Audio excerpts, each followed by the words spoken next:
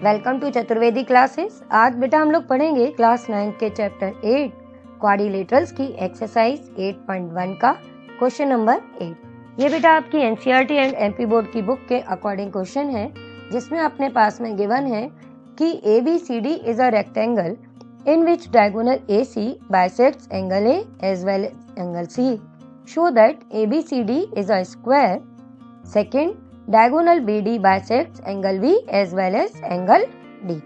तो देखो बेटा, ये ऐसा क्वेश्चन हम लोग पहले भी कर चुके हैं। आज हमारे पास में कंडीशन चेंज है। जैसे अपने पास में पहले ने जो क्वेश्चन किया था, प्रीवियस क्वेश्चन, उसमें था कि ABCD इज अ पैरेललोग्राम और हमने उसको प्रूव किया था कि वो रोम्बस है। ठीक है, अब यहाँ पर अपने पास में रेक्टेंगल है और प्रूव क्या करना है कि वो स्क्वायर होगा। तो आप लोग फटाफट तैयार हो क्वेश्चन करने के लिए? चल काम शुरू करते हैं। अपने पास में जैसे गिवन है कि ABCD एक रेक्टेंगल है ना, और हमको इसको प्रूव क्या करना है, स्क्वायर है। तो एक काम करो, स्क्वायर ही बना लो, जिससे तुमको याद रहेगा कि स्क्वायर के लिए, रेक्टेंगल के लिए अपने को जो कंडीशंस होती हैं उनके अकॉर्डिंग कैसे मैच करना है।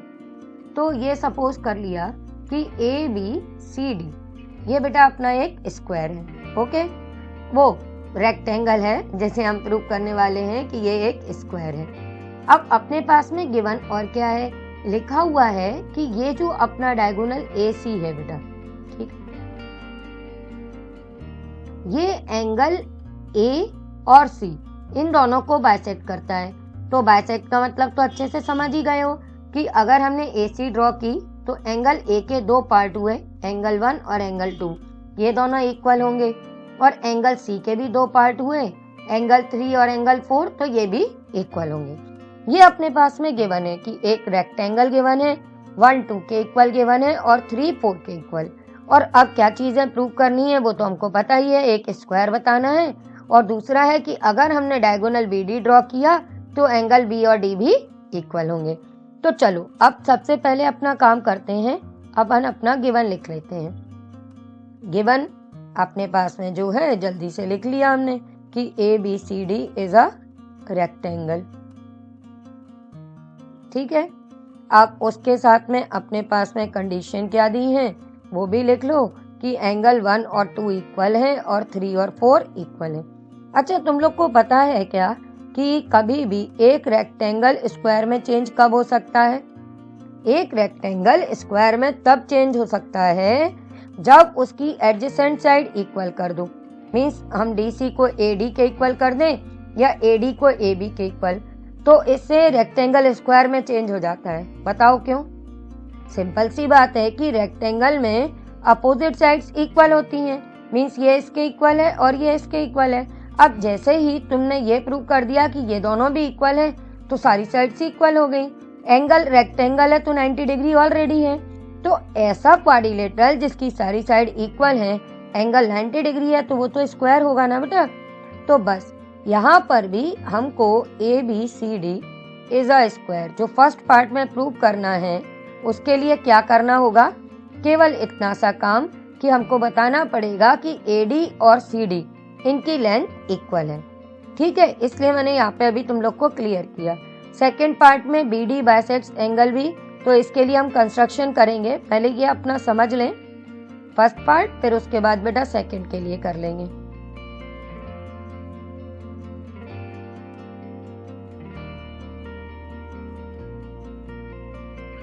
ठीक है, यह भी मैंने सीधा सीधा क्वेश्चन से लिख दिया है।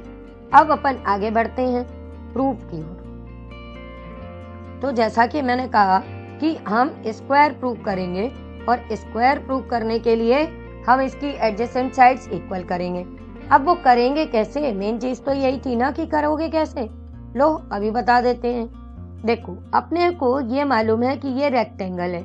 अगर ये रेक्टेंगल है तो ये AB और DC इक्वल और पैरेलल होंगी, ये बात तो सबको मालूम है।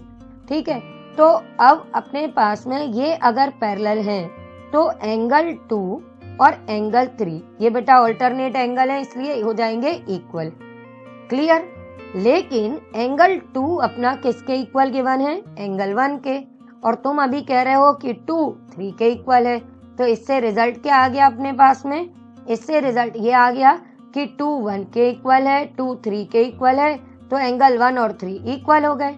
अब अगर एंगल 1 और 3 इक्वल हैं, तो इस ट्राइंगल ADC को जरा कंसीडर तो करो फटाफट से। देखो ये ADC है, इसमें अगर ये एंगल्स इक्वल हैं तो इनकी अपोजिट साइड्स इक्वल हो जाएंगी, और यही तो हमको प्रूव करना है कि ये AD और DC इक्वल हो जाएं। ये इक्वल हो जाएंगी और हम लिख देंगे कि ये एक स्क्वायर है। बात समझ गए? केवल इतना सा काम करोगे और एक रेक्टेंगल को स्क्वायर में चेंज कर दोगे। लिखना शुरू करूं? ठीक है, हम स्टार्ट यहीं से करेंगे कि एंगल 2 और 3 इक्वल है। ठीक है, सबसे पहले लिख देंगे हम कि as ABCD is a rectangle. ठीक है, तो therefore AB parallel to CD होगी। सो एंगल 2 अपना किसके इक्वल हो रहा है? देखो याद आ गया, 3 के। एंगल 2 एंगल 3 के इक्वल हो जाएगा, और रीजन उसका हो जाएगा हमारा alternate interior angles.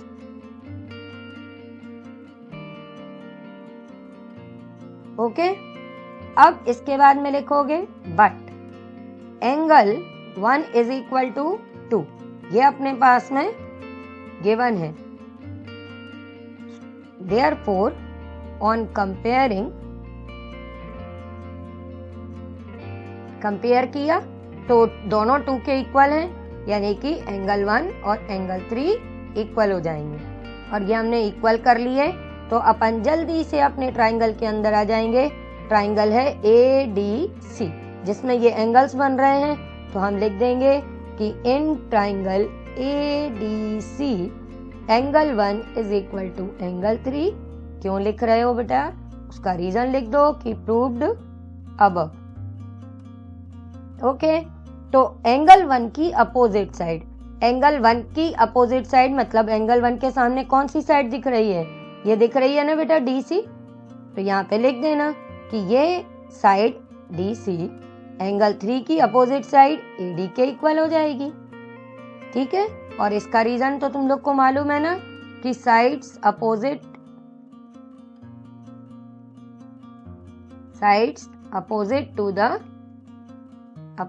To the equal angles are equal.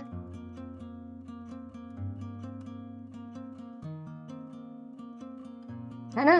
तो ये हमने इक्वल कर दी, और इसी के बेस पे अब हमने इसको स्क्वायर बता दिया। इक्वल अब लिख दोगे। सो in rectangle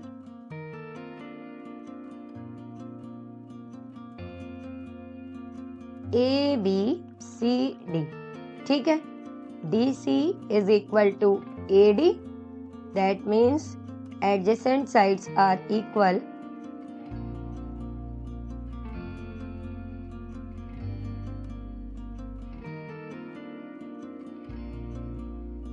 Therefore, it is a square. Clear है बेटा? अच्छे से समझ में आ गया? अब चलो सेकंड वाले पार्ट के लिए कि BD भी बाइसेक्ट करती है, तो अब उसके लिए अपन कंस्ट्रक्शन करके काम आगे बढ़ा देते हैं। पहला पार्ट तो कंप्लीट हो गया, ये हमारा फर्स्ट पार्ट का प्रूफ कंप्लीट हो गया। अब सेकंड पार्ट के लिए जरा कर लेते हैं जल्दी से। इसके लिए हम कंस्ट्रक्शन कर देंगे क्या कि B को पहले D से ज्वाइन कर देंगे।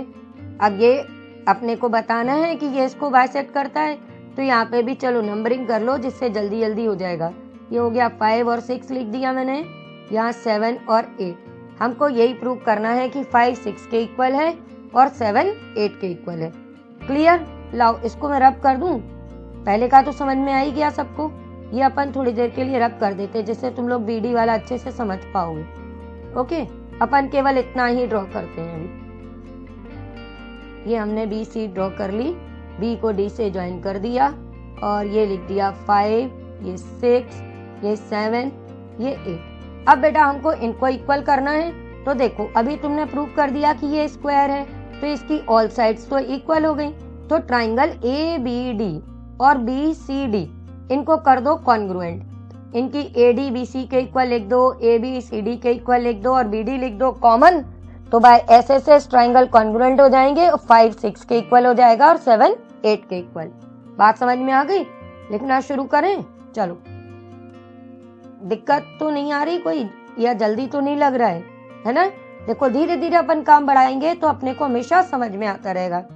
तो अब आया अपना सेकंड पार्ट, है ना? सेकंड पार्ट के लिए हमने क्या लिखा, या चाहो तो यहाँ पर डायग्राम दोबारा बना लेते हैं जिससे अपने को बार बार स्क्रॉल नहीं करना पड़ेगा।